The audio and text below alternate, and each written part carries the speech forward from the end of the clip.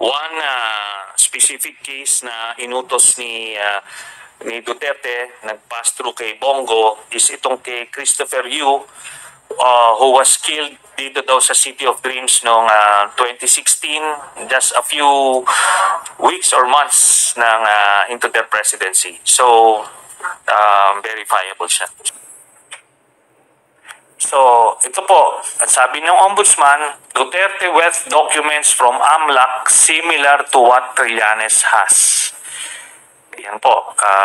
Tapos sa kabila, AMLAC's bank records on Duterte show 1 billion flow of money from the Ombudsman. So, ano yan? Naka-document po yan. Next. Tapos, Palace suspends Deputy Ombudsman Carandang for disclosure. Wala naman nung dinisclose. Sinabi lang na similar, but he got so paranoid na the investigation is gaining some headway, kaya tinanggal na kagad at naglagay siya ng bata niya. Next. So yan, next. Okay, so Malacanang talaga. Yung nag-iimbestiga sa kanya, yun ang tinanggal niya. Diba? So dito natin makikita, pagka kakampi niya, poproteksyonan, pagka kalaban or against his interest, kagaya ni Asierto at ni Carandang, hinaharas. Next.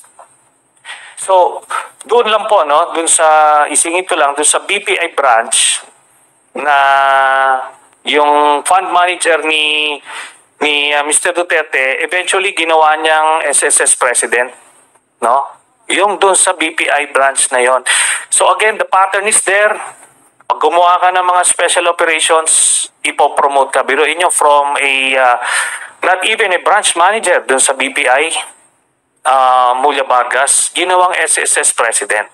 So ganun siya ka-rewarded because parte siya na nagtatago ng pondo ni Duterte. Okay, next si Peter Lim. So, ito po, pakinggan natin. In your capacity as PNP chief, can you rattle off kung sino yung pinakang malalaking drug lord at drug protector dito sa Pilipinas, Luzon, Visayas, Mindanao? Una-una, Your Honor, ang pinakamalaki nasa loob ng Bilibid. Sumunod, hindi ko ma-quantify yung kanilang ranking, Your Honor, dahil nga, ongoing pa yung may mga revelation na lumalabas habang mayroong nakukunan ng statement. Now, just like this morning, nag-surrender sa akin si Lovely Impal Adam, yung in-incriminate ni Kerwin. Meron din siya mga additional information na sinasabi. But sa ngayon, Your Honor, consider namin yung nasa loob ng Bilibid, ang malalaki. Kasama na dyan yung si Peter Lim ng Cebu. Kasi sabi mo na hindi nahabol. So, dyan po, sinabi niya mismo na one of the biggest drug lords sa Pilipinas at that time, 2016, ay si Peter Lim of Cebu. Next slide. Pero ito ngayon ang koneksyon ni Duterte kay Peter Lim. Next.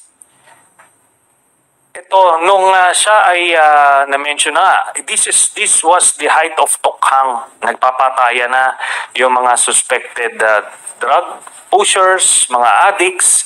Pero itong biggest drug lord ay binigyan ng audience ni Duterte, no? Binigyan niya ng audience, pas titignan nyo at the office of the PDEA Region 11, no? Davao City. So baka dito yan kay next.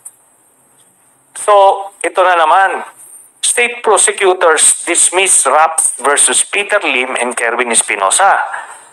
So, clear. Next.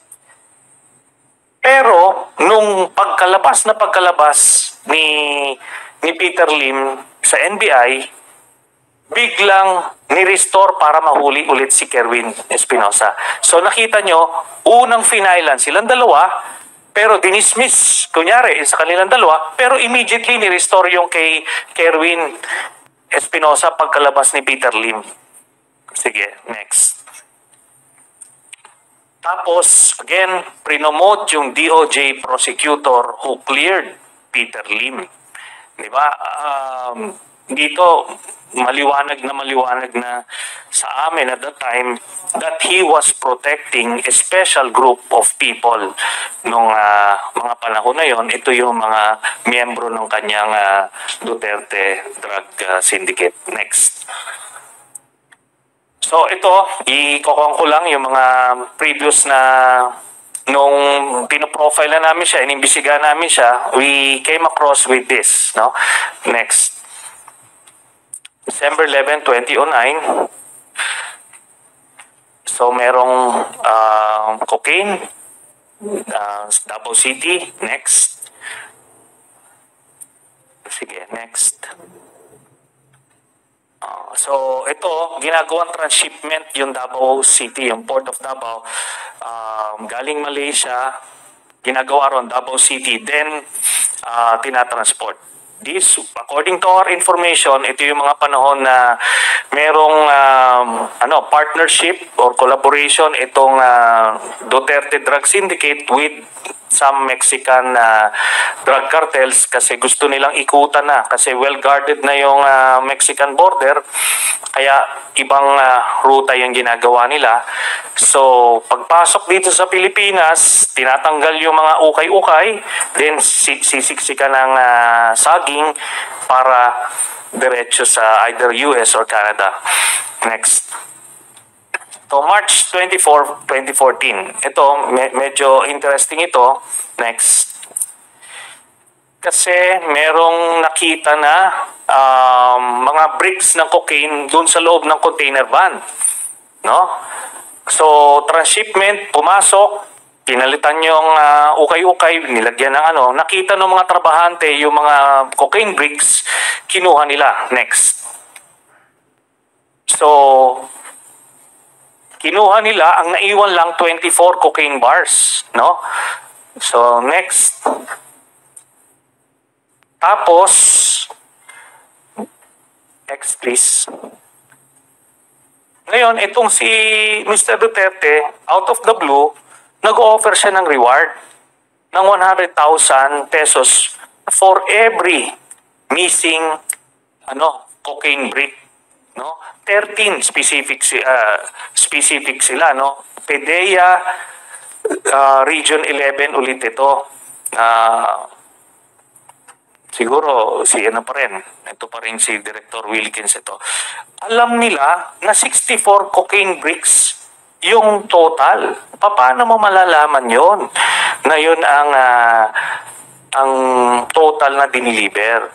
Kaya namomroblema si Duterte at the time kasi itong Mexican cartels pagka napuriki mo yung kanilang shipment, mananagot ka. Kaya he went to that extent. Imagine, mayor ito ng Davao City. Dapat you should let the law enforcement agencies do their thing. Pero hindi. Kailangan niyang hanapin yun at otherwise mananagot siya. So, next. So, sige, next. So, eventually, nakuha nila lahat. So, ano na yan? Nailabas din nila. Next. Next. Sige, next. Okay. So, ito, consistent transshipment, siya. Kaso nahuhuli siya because yung USDA, meron silang information. Next. Next. Tapos, ito yan. Nung panahon ni Duterte, nung kaupo niya, talagang they ran after the different Shabu laboratories. Binasag nila lahat yon kasi yun yung local supplier. Then, so when they were done, na na basag na nila lahat, kaya din pinapatay yung mga chemist sa loob ng mga kulungan para wala nang gagawa ng shabu. At nung natapos yon, ito na, pumapasok na yung bulto-bulto record-breaking importations. Next. So yan, yung 4.3 billion. Next. Yung 6.8 billion. Next. Ito pa. Nung sabi nung shabu, nung PIDEA, na may shabu yung magnetic lifters, itong si Duterte, ay sabi niya, pure speculation lang yon. Bakit? Kasi kay Michael Yang na shipment ito. Itong mga magnetic lifters. So, next. Ayan. So, kahit yung mga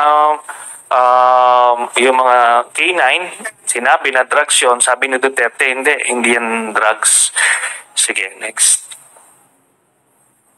So, 11 billion. Next. 1.8 billion. 5.1 billion sa Bulacan. So, ito lahat ng mga record-breaking shipments ni isang pangalan from DPDEA. Kung sino ang nasa likod nito, hindi nila masabi. Tuloy-tuloy ito.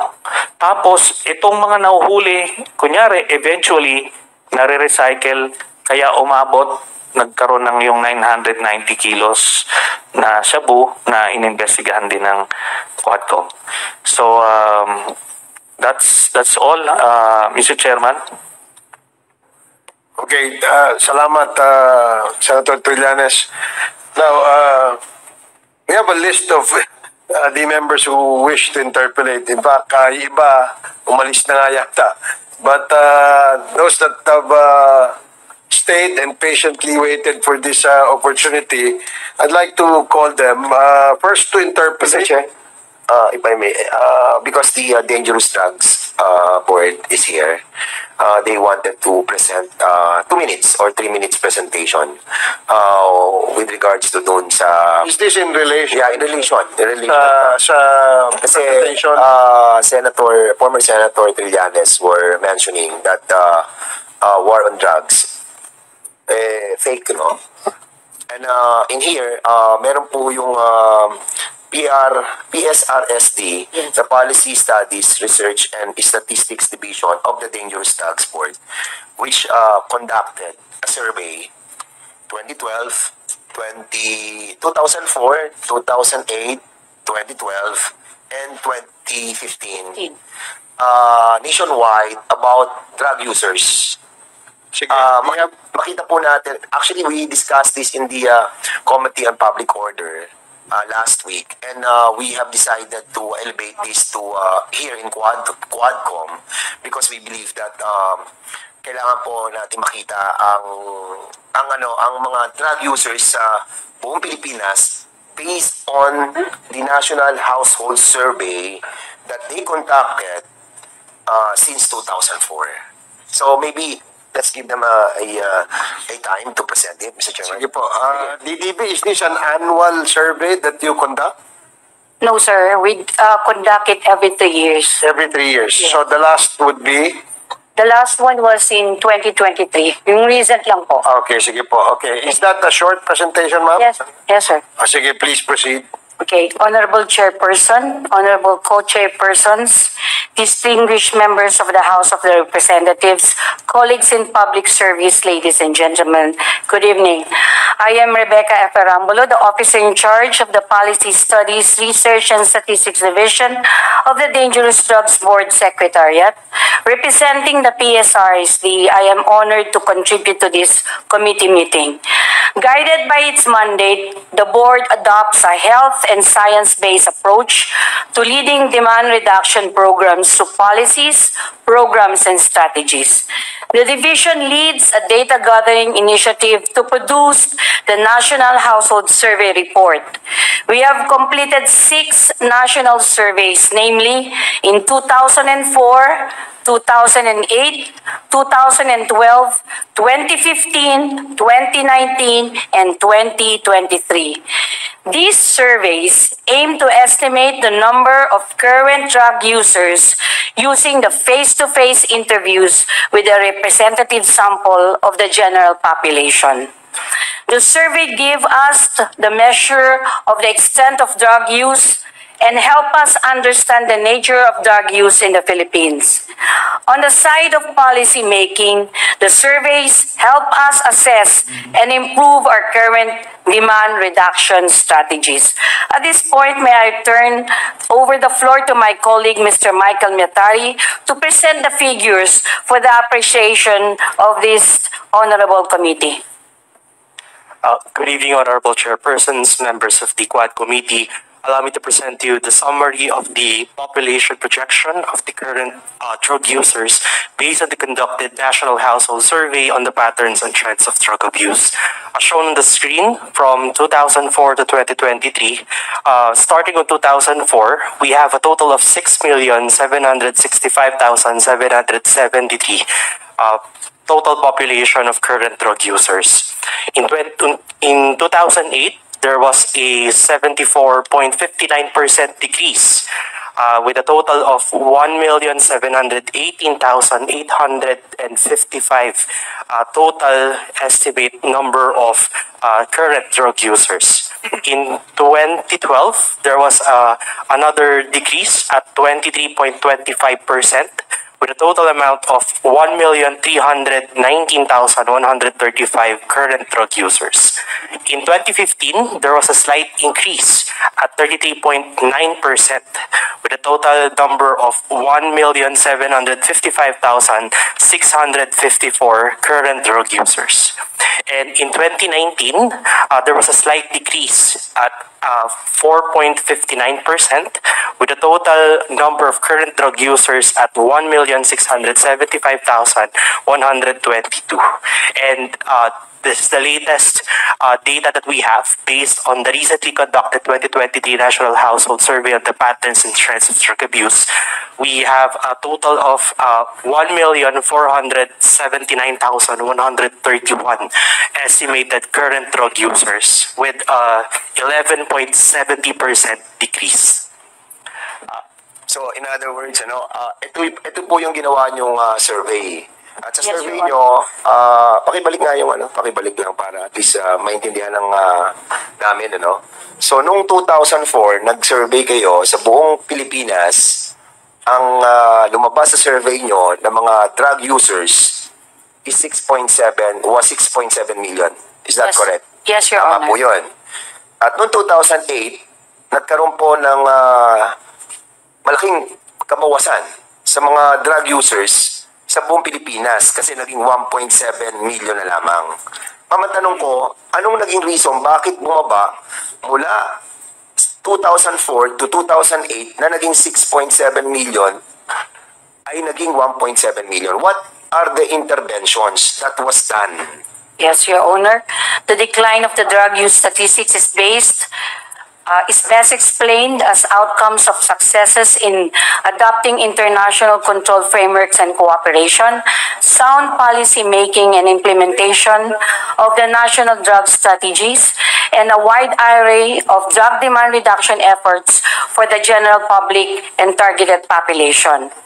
This strategy was adopted to take people away from the lure of drug abuse, and the key components of this drug demand reduction strategy are the following: preventive education, research, treatment and rehabilitation, and of course, local and regional cooperation.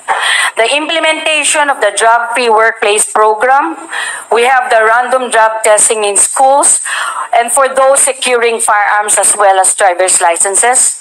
The DDB was also institutionalized the Integrated Drug Abuse Data Information Network, which is the system for reporting data on clients undergoing treatment and rehabilitation.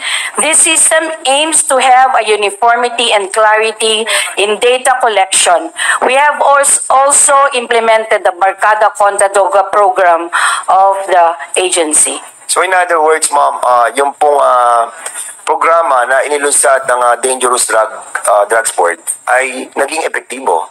Kasi from 6.7 million, naging 1.7 million. Yes, sir. At kung titingnan po natin yung graph, no? From 1.7, mas bumaba pa siya ng 1.3 noong 2012. Your Now, Honor. tanong, bakit ng 2015 umakyat siya ng 1.7 pero hindi naman siya ganun kataas ang pag-akyat? Anong reason? Mr. Chair, we note that the 33% increase from 1.32 million in 2012 to 1.76 million in 2015, the trend is supported by the rise in the number of admissions to the treatment and rehabilitation centers for that period. Ibig sabihin po nito, Mr. Chair, is mas nag-increase po yung accessibility ng ating mga drug abuse treatment and rehabilitation services. And based on our preliminary analysis, the increase may be explained by the increased trafficking activities during the period, not just on the local but also in the international context. Trafficking networks were observed to be more sophisticated, using technology, cryptocurrency, and the dark net for illicit activities. Okay. Pero noong 2016, no, nung naupo na po yung former president, 1.7 yung ating barometer ng mga drug users coming from the year 2015.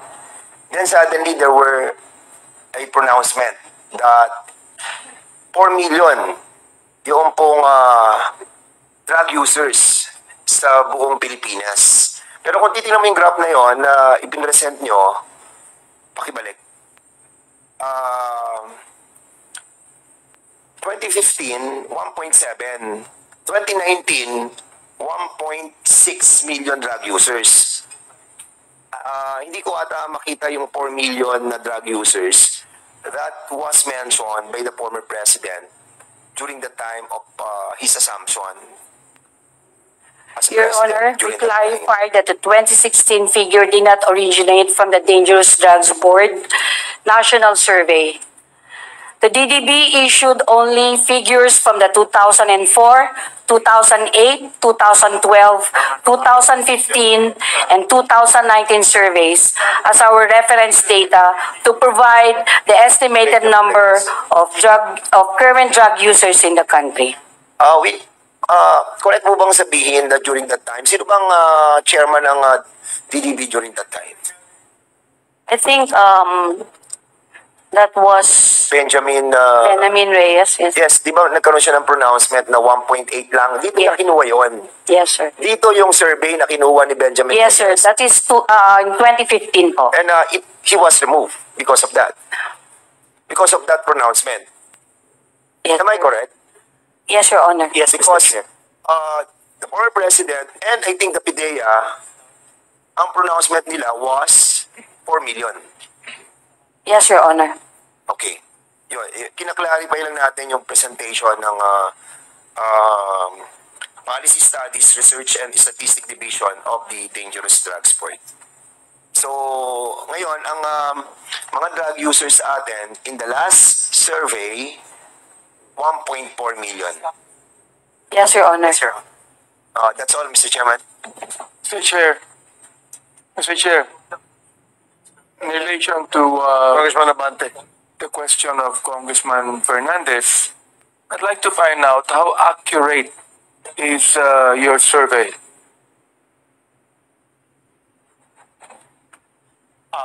Mr. Chair, basing on the methodology of the conduct of the National Household Survey, there is a 95% level of confidence established on the conduct of the household survey. And there is part of the implementation of the household surveys to ensure that there is a coordinated mechanism with the Philippine Statistics Authority for the vetting of the survey methodology as well as the instruments to be used for the before the conduct of the household survey. It's 95%. So Yes. therefore, the fact that during the former president's time, more than 30,000 people were killed.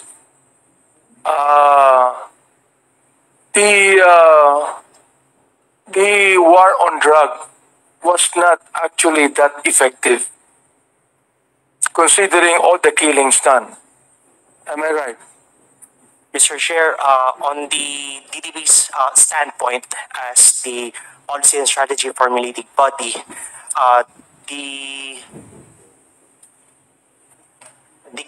there was a downward decrease in the current user prevalence rate, and this could be attributed on the demand reduction strategies, which form part of the overall national strategy, which provides a balanced approach on the implementation of the programs and strategies. As for the You're not actually answering my question. There was a slight downtrend, okay? Therefore, my question is, the war on drugs of the former president, where more than 30,000 were killed, was not that effective. Yes or no? Yun lang ang sagot dyan eh.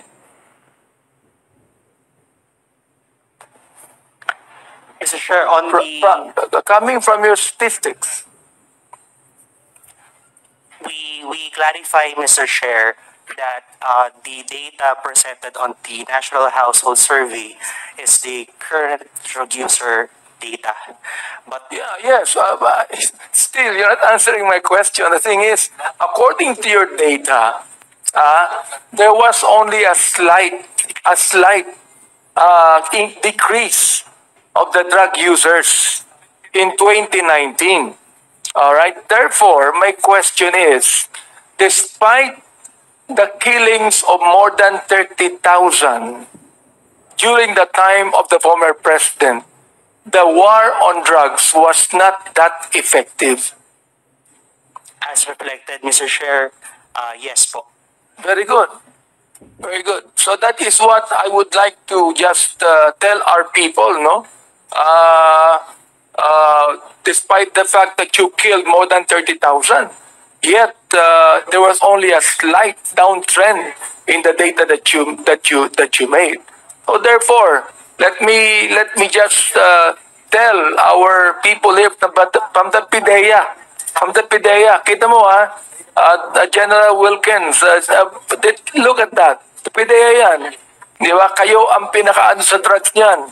Oh, sa dami ng mga pinatay nung panahon ni Pangulong Duterte, panahon mo, General Wilkins, panahon ng iba, naging PIDEA Director General, ay hindi masyadong epektibo ang nangyari sa war on drugs.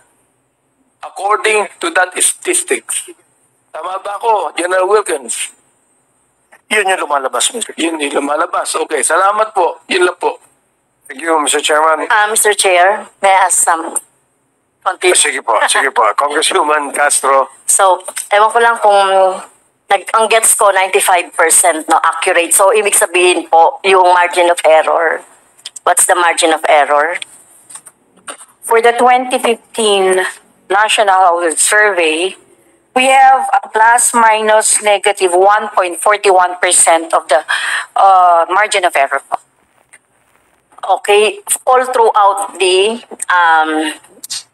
statistical year. Yes, Sa for survey. 2015.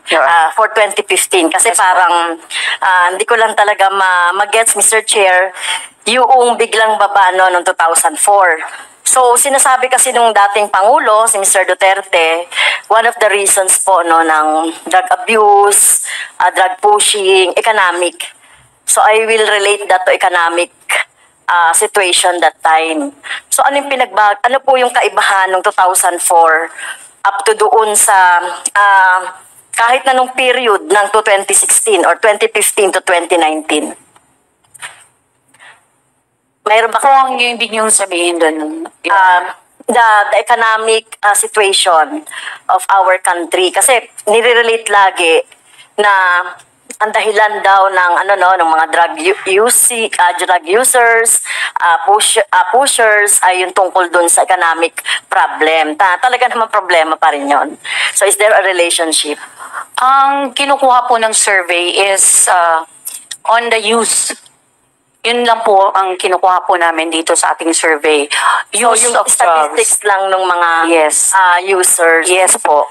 So maganda ring mapag-aralan po no yung mga dahilan. Kasi kung sinasabi niyo po yung mga interventions na ginawa from 2004 to 2008, bakit bumaba radically ng 74% na kung yun di po ba kayo nagkaroon halimbawa ng kayo yung yung yung policy making ng PDEA. So hindi niyo po ba ito na-suggest halimbawa sa nung dating presidente o yung administration para gawin yung intervention na sinasabi nyo doon sa 2004 na bumaba siya noong 2008? Actually po, lang po naman din, ang DDB is through approach po ang ginagawa natin. We have the drug demand reduction and the other one is a drug supply reduction, which is a balanced approach po. So as we provide drug prevention programs, ang ating law enforcement naman po is on the drug supply reduction pillar. So yun po yung ginagawa po nating approach. Okay. So last question na po. Bumaba na ba yung supply at this point po? I think the most, ang makakapagsagot po niyan is our law enforcement agencies since they are the ones that provide the data on this. Okay. Thank you, Mr. Chair.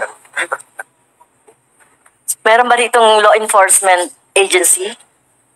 PNP or... So, thank you. Wala na pong PNP dito, Mr. Chair. Wala nang... sino particular sa PNP, Congresswoman Castro, that you'd like Nung kasi tinatanong ko, Mr. Chair, bumaba na ba yung supply from 2016 to 2023 based dun sa survey? So sabi nila, law enforcement daw yung makakaalam. To clarify po, Mr. Chair, hindi po hagip sa household survey po yung enforcement data, which includes po yung seizures. So we best recommend po that this question be coursed through to our law enforcement agencies. Thank you. Anyway, Mr. Chair, wala na yung PNP. Yeah. Sila na lang tanungin ko later. Or on the next meeting. Thank you, Mr. Chair. Okay, thank you, Congresswoman Castro. The first to interpolate the presentation of Senator Trillanes is Congressman Rog Gutierrez. But before that, just one clarificatory question sa PSA. Yung survey na ginawa ng DDB, do you confirm that that is an accurate survey result? Your Honor, good evening. What we can confirm is that it underwent the survey clearance processes. So the survey clearance process is a mechanism for government agencies to secure a clearance on the methodologies. Say, for example, if they have a sampling design, it should be a probability design of sampling, the way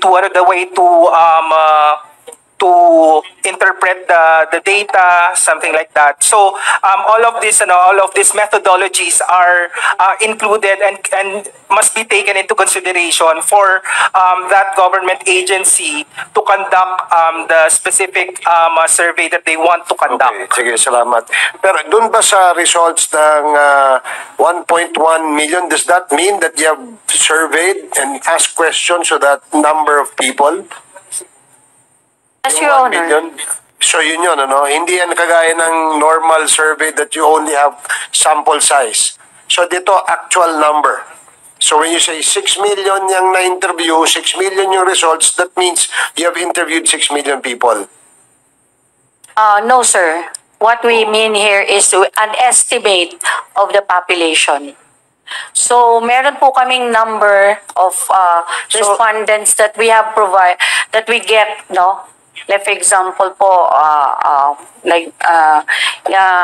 data on 2023, we have 12,495 respondents, which is taken from the general population po of 10 to 69 years old, which is 86,498,895. At doon po namin kinuha yung estimate based on statistics that and science-based data po. Sige, kasi I'm just wondering, I'm not quite familiar with the science-based approach and methodology nyo ginagawa. No? Kasi like, when you say an ordinary survey, kunyari, tatanong mo yung household, ano yung sabong paborito nila, you only get a sample size. Sa drugs ba, ganyan din, sample size? Doon din po yung ginawa namin dito, sir. We get a representative sample. So, From ibig the general population at randomly selected po ito. Sige, okay, sige. Salamat po. Thank you po. So, the first to interpolate is Congressman Rog Gutierrez. You're right, you have 10 minutes. Thank you, Mr. Chair. Mr. Chair, before I ask the good Senator, just on those points earlier with the DDP, I'd like to ask them po, to the Dangerous Drugs Board po, Mr. Chair, if I'd like to ask them. DDB? Sorry. Mr. Chair, thank you. To DDB lang po, I hope you understand. We're not here to argue po, no? You're the experts, kaya po talagang nakakalam sa statistics. Ngunit, I think you'd understand our surprise po, no, with your results. Just to really hammer down, sabi po niyo 95% sure, you have the statistical background to back it up. However, I think we'd find it hard to believe po, no? Because when we're talking about this, especially on the topic of drug use, there would be a strong response bias to this po, no? Because this is not necessarily a behavior that you would willingly admit to in a survey. And I'm sure you have the science to back it up that you consider this pa rin, but you still remain positively confident in the numbers, the estimates that you've given. Yes. Yes, Mr. Chair. The survey instruments and the methodologies were framed in such a way that will still maintain the authenticity of the answers of the respondents as much as possible.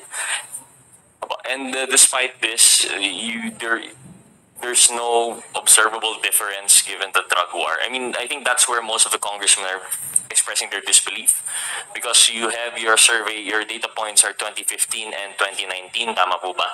Yet during supposedly the peak of the drug war between 2016 to 2018, it's had only an effect of 4%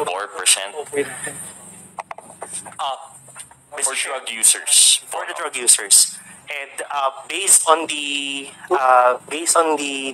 data presented from the National Household Survey, yes, but we emphasize that there is a continuous downward trend, which could be attributed on the policy systems and mechanisms that has been institutionalized through the National Anti-Drug Strategy Framework, which we are implementing on both drug supply and drug demand reduction, together with all the task agencies mandated to implement these in their respective programs and priorities. Thank you. And just to be clear, the DDP, just to distinguish the difference, the DDP is more on the policy consideration side in support of the Office of the President, while the PDEA is the drug enforcement side. Po, no? Yes, Mr. Chair. Do you make use of any other method of coming up with these estimates aside from your survey, or you're really just relying on this every 3-year household survey po? Specific for the drug user data, Mr. Chair, yes po. Okay, thank you. Mr. Chair, I'd like to direct my next question to the PDEA through ASEC Bumban perhaps. ASEC, good evening. Do you also, as the enforcement agency charged with, drug use, do you concern yourself also with statistics such as that on the drug users, or you're purely on the drug supply side lang po? We get the data also from Dangerous Drugs Board regarding how many users that we have. Okay, so that is the accurate one. So you make use of the DDP statistics also. So the PDEA would likewise stand by the statistics that are presented. Yes, Mr. Chair. So it's shocking to see po, no? I agree with the finding, the conclusion of Congressman Abante, nakakagulat po, no? Na despite the drug war from 2016, it would appear there was no tangible acceptable difference po, no reduction in the drug users. So that's something I think that the committee would have to consider in its committee report in relation to the drugs and EJK portion of the Quad. With that, Mr. Chair, thank you, DDP and PDEA. I'd like to now ask former Senator Trillanes regarding the presentation earlier. Senator, good evening po. Good evening, Mr. Chairman. Mr. Chair, I'll make this short, just a few slides. I'm sure our other colleagues have some questions. Pero nabanggit po ni, just as a background po, no, Senator, former Senator Trillanes, can you give us a background of how you would be the right person to explain po yung Las Cañas affidavit? Because as we understand, of course, unfortunately, as much as we'd want to have Las Cañas present the affidavit himself, he's not around. What is your experience or relation po to Las Cañas that you would be presenting his testimony here tonight? When he was still in the country, kami po yung nag-provide sa kanya ng security and safe houses, no? Then ang ginawa nila Duterte and ng DOJ, they filed they fabricated cases against him para ma-issuean siya ng warrant at makulong siya, ma-silent siya. So by then he was able to slip out of the country even before the warrant was issued, and we facilitated that, no? Kasi hindi pa naman siya fugitive, so we're still not breaking any laws. So we were able to do that, at they made sure na no? They followed through, kinancel po yung kanyang passport, at pinasahan siya ng red notice sa Interpol. But by then, nakapag-seek siya ng asylum somewhere. So, yan po ang background nun. Then, since kami po yung unang nag-file ng communication at sa ICC, meron po kaming coordination with them.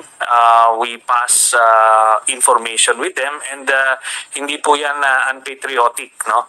In fact, on the contrary, that is a patriotic thing to do noong mga panahon na walang masilungan o masakluluhan ang mga kababayan natin.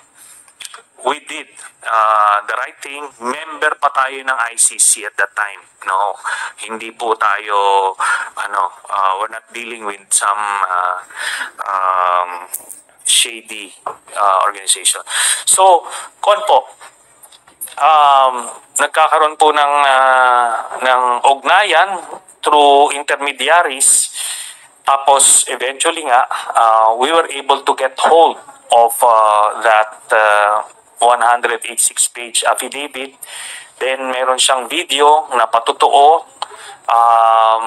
while he's signing, and yung conclusion binasa po niya. So yun po ang naging namin standpoint. Sabi ko nga po, pwede naman pong i-question yung authenticity niyan, pero the ICC, doon na po sila sa Witness Protection Program, at hindi lang po yan, natapos na po yung kanyang yung testimony niya.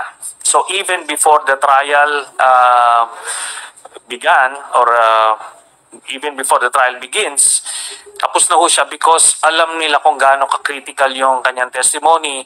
So to rule out any scenario na habulin siya ng mga assassins para ma-preempt yung trial, nakuha na po. So duly represented yung camp ni Duterte ng isang ICC appointed defense lawyer. So the rights of both parties were protected.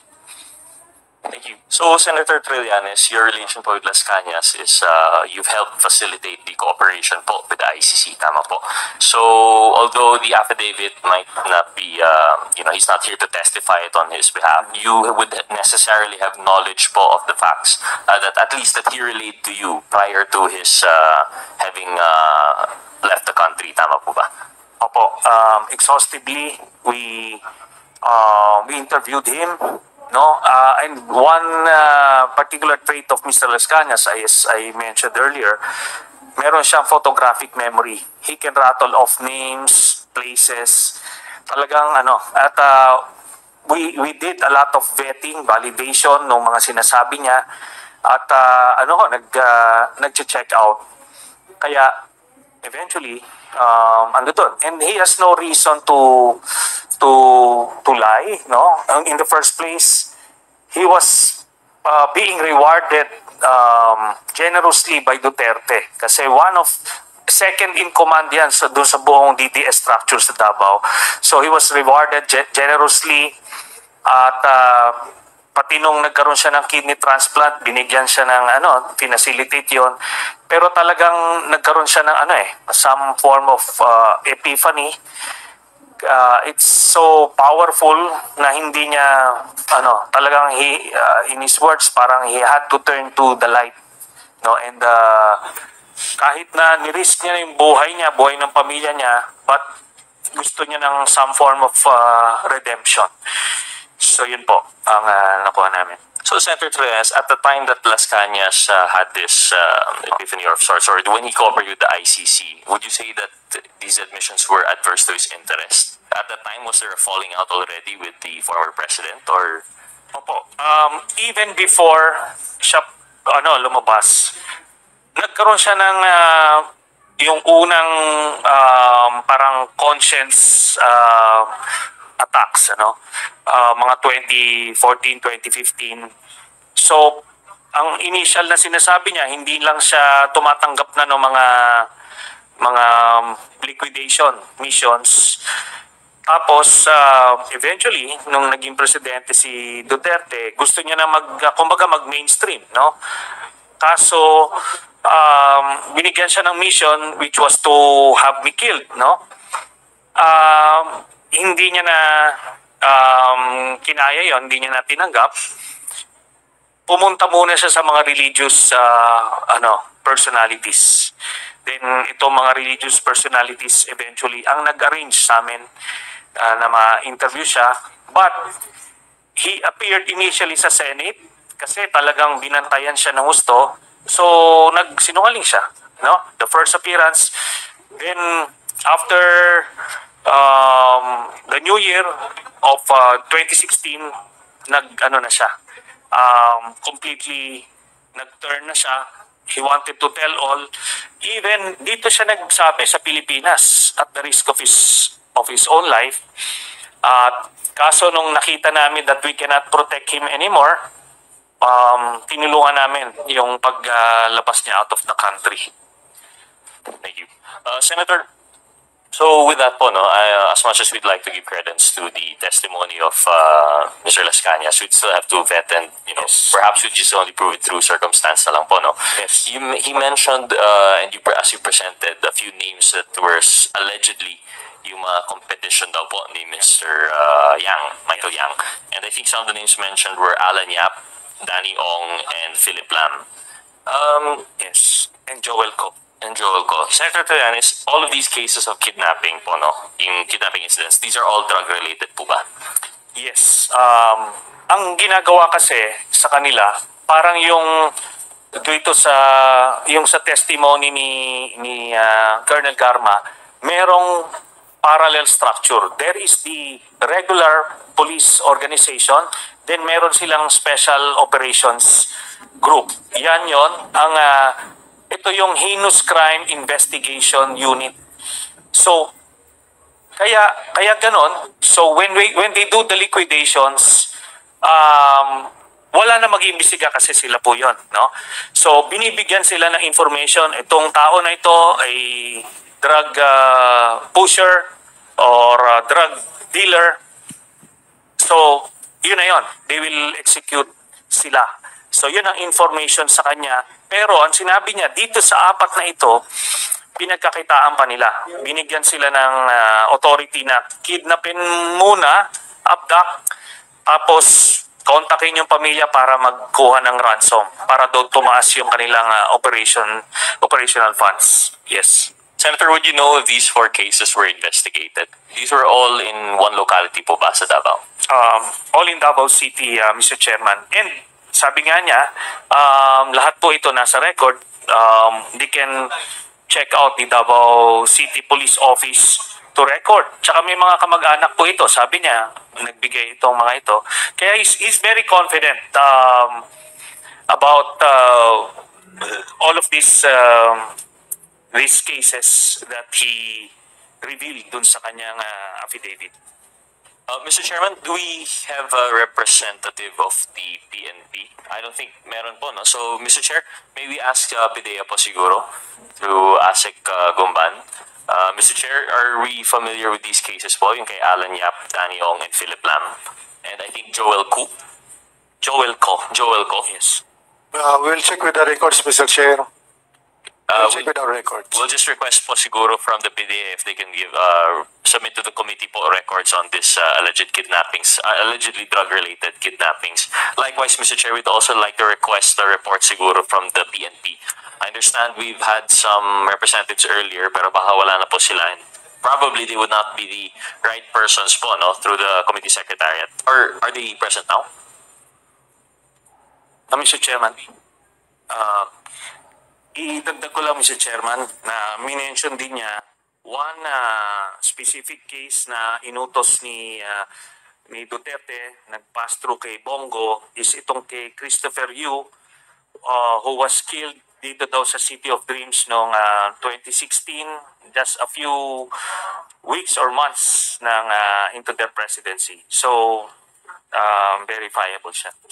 Sigo. Mr. Chair, in that case, through the committee secretariat, may we also request siguro from the PIDEA. So, I think list na lang po ito, no, to the PIDEA and the PNP for the reports on Mr. Alan Yap, Danny Ong, Philip Lam, Joel Co, and Mr.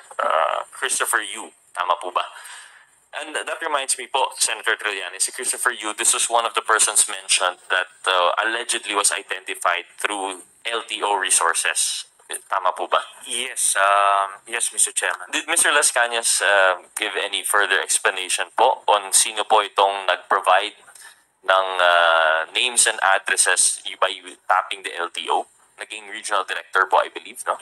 Yes, Mr. Chairman. Ang nakuha ko lang yung surname, but the video is with the committee secretary, so pwede po nilang makuha yung exact name. Yun yung si Mr. De Guzman po, tama na? Mr. De Guzman, okay, who was a parang low-level employee nasa Davao, pero nakakuha na nila ng data. Tapos, nung presidente na reward na ginawang ano. In that case, Mr. Chair, may we ask through the committee secretariat siguro confirmation from the LTO for a certain Mr. De Guzman who was in the area of Davao during that time. And perhaps if the committee is so like-minded, we could invite him at another time.